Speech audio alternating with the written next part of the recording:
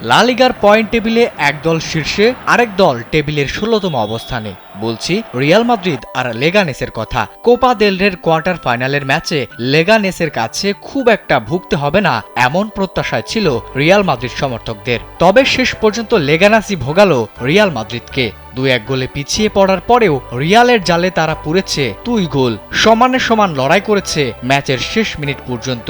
তবে ইনজুরি টাইমে শেষ পর্যন্ত ৩-২ গোলের ব্যবধানে এগিয়ে যায় কার্লো আনচেলত্তির শিষ্যরা। আর শেষ মিনিটের ওই গোলে বুধবার স্বাগতিকদের হারিয়ে কোপা দেল রের সেমিফাইনালে লস ব্লাঙ্কোসরা।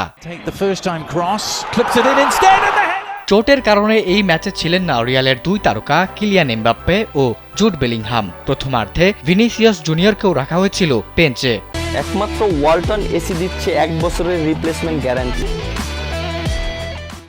কিন্তু তারপরেও লিগ টেবিলের ১৬তম স্থানে থাকা দলটা রিয়ালের রক্ষণে ধরেছিল গোল আতঙ্ক। প্রথম ৮ মিনিটেই লস ব্লাঙ্কোসদের গোলমুখে ছিল ৪টি শট।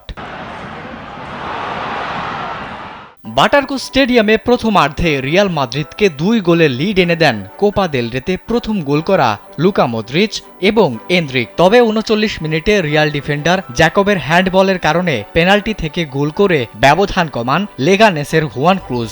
এরপর ম্যাচকে সমতায় আনতে মরিয়া হয়ে পড়ে লেগানেস। তার ফলও পায় ম্যাচের ৫৯ মিনিটে। ক্রুজের ডিফ্লেক্টেড শটে বল জড়ায় রিয়ালের জালে। আর এই গোলেই ম্যাচে সমতায় ফিরে লেগানেস। তবে অতিরিক্ত সময়ে ম্যাচের ৯৩ মিনিটে অসাধারণ এক হেডারে জয়সূচক গোলটি পান রিয়ালের বদলি হিসেবে নামা গঞ্জালো গার্সিয়া।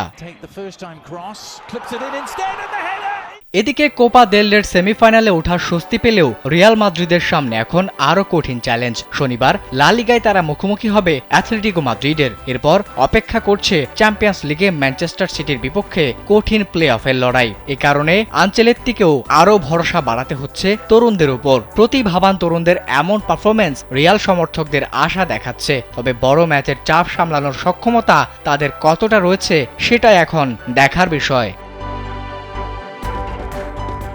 আবিদ হাসান, কালবেলা।